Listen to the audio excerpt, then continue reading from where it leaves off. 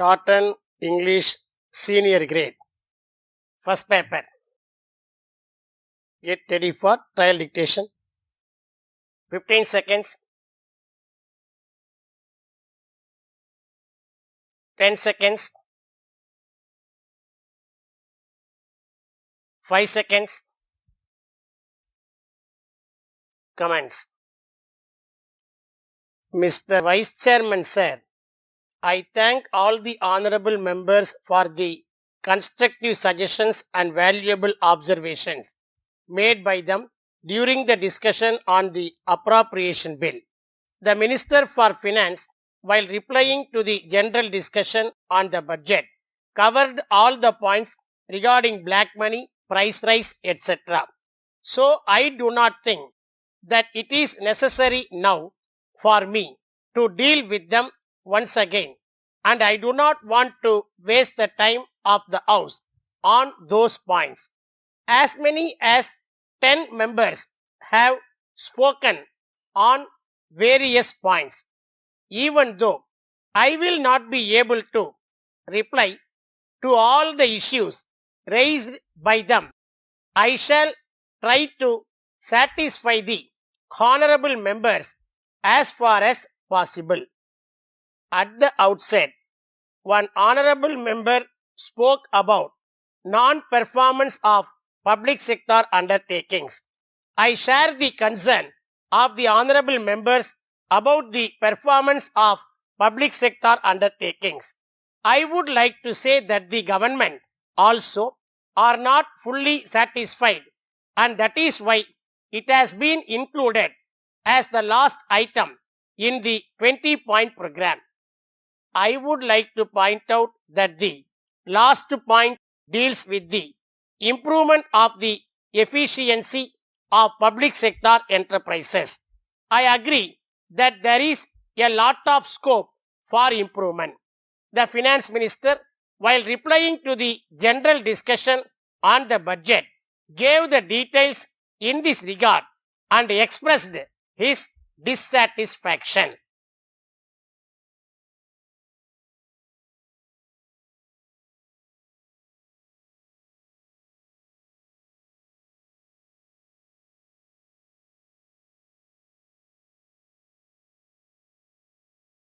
Shorthand English Senior Grade. First paper. Code number of question paper 1689.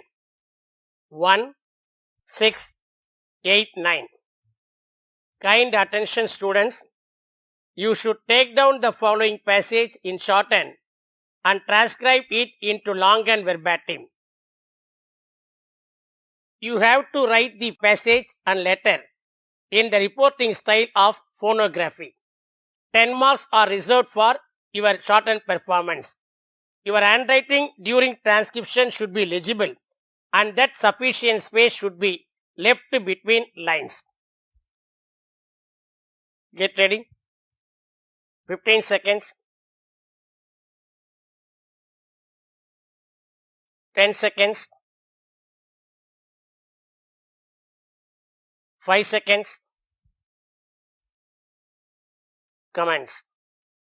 Ladies and gentlemen, I would like to say a few words on some of the matters that were discussed in this seminar during the last few days. Of course, these subjects have been under discussion from time to time in some form or other. First of all, I think it will be proper for me to take up the matter of economic development in the country. There is no doubt that after independence, many schemes have been taken up and implemented by the government. For instance, on account of the execution of a number of major and minor irrigation schemes, wherever possible, thousands of acres of land have been brought under cultivation in different parts of the country.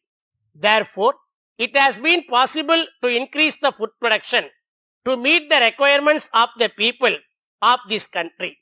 It is a matter for satisfaction that increase in food production has not only enabled the people to get their requirements of food grains without any difficulty, but has also improved the economy of the cultivators. It has also been possible for us to reduce the import of food grains from other countries.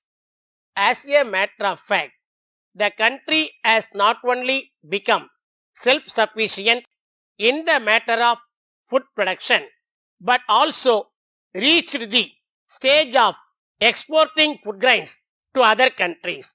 I hope and trust that you are aware that this policy of the government in the matter of increasing the food production has contributed very much to the economic development of the country.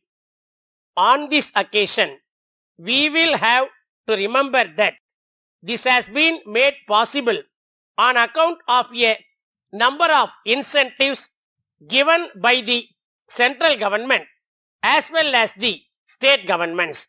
We are aware that the governments are supplying chemical fertilizers etc. at subsidized rates. I may mention in particular that the electricity charges have been fixed at a lower rate for agricultural purposes when compared to the industrial sector. Some states give free electricity for agricultural production. The most important matter is that the food grains produced are purchased by the government authorities as soon as the harvest is over. This is a great incentive to the farmers because on account of this arrangement, the producers are able to sell their produce not only at a reasonable price but also without delay. This will enable the ryots to set apart a sizable sum of money for agricultural operation for the next season. Within the short time at my disposal, I do not want to go into detail on this matter. Nevertheless, I would like to appeal to the ministers and officers of the central and state governments who are present here to help the farmers in such a manner that they may devote their best attention on food production. Having made the country self-sufficient in the matter of food production, the standard of living of the people has to be raised so that they will be in a position to spend and buy their day-to-day requirements such as food grains, clothing and other things.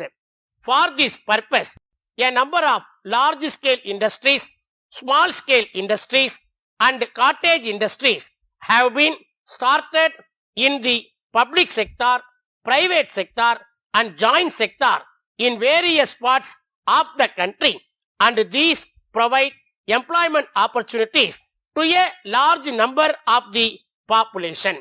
However, considering the unemployment problem facing the country, I request the government to see that more and more opportunities are created for providing employment to young men and women so that the whole nation works with a view to make the country economically sound and prosperous.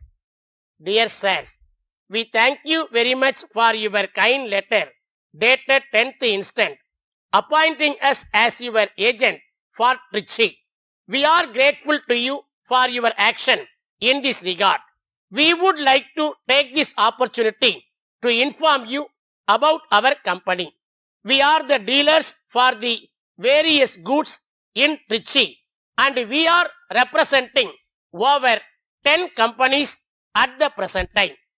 We have been making prompt payment to our suppliers even though we may not be getting payment from the parties to whom we have sold our goods. We have a credit facility of rupees 5 lakhs by way of overdraft with our bank. Therefore, you can rest assured of timely payment by us. We enclose herewith our orders for your goods and you may send them by lorry within 2 weeks. the bill may be sent through our bankers. We would like to insist that the goods supplied by you must be of good quality and you should be in a position to take back any unsold goods which are not satisfactory. For such goods, you have to supply fresh ones and bear the cost of freight not only for the replacement of goods but also for taking back the returned goods. We shall place our order in the first week of every month. We are sure that our business connection will improve in the years to come. Thanking you, yours faithfully, Managing Director.